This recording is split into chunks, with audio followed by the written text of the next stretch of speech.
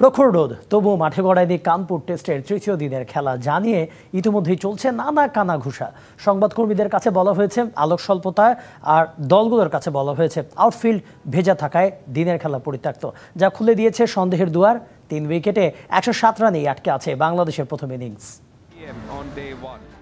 বাংলাদেশ সময় দুপুর 2:15। কানপুরের আকাশে এক চিলতে রোদের হাসি। সময়ের সাথে সাথে সেই রোদ হয়েছে চওড়া, কিন্তু রোদের তাপ বাড়লেও মাঠে গড়ানো যায়নি খেলা। সাংবাদিক আর খেলোয়াড়দের দু ধরনের বার্তা দিয়ে বাতিল করা হয়েছে তৃতীয় দিনের খেলা। কানপুরের সকাল থেকেই বৃষ্টি নেই, তবে আকাশটা ছিল গুমোট হয়ে। কভার সরিয়ে ফেলা হয়েছে সকালেই, কিন্তু মাঠ কর্মীদের দেখা মেলেনি মাঠের পরিচর্যার কাজে। তাই তো প্রশ্ন উঠে, বৃষ্টি না থাকা সত্ত্বেও কেন 6 ঘন্টার বেশি সময়ে প্রস্তুত করা যায়নি আন্তর্জাতিক মাঠ? 65% পর্যন্ত বিদ্যুৎ বিল সাশ্রয় করে আপনাকে রাখে প্রশান্তিতে।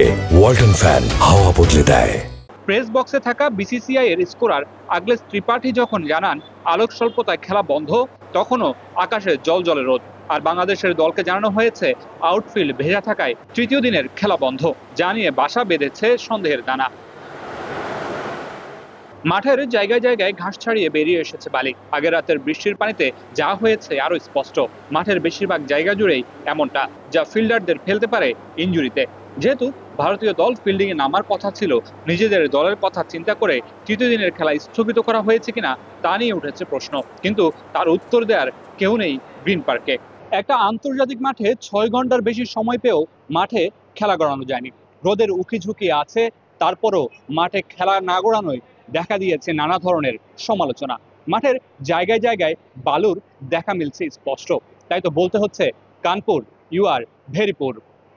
Mamunur Rashid, DBC news, Kanpur, Bharat.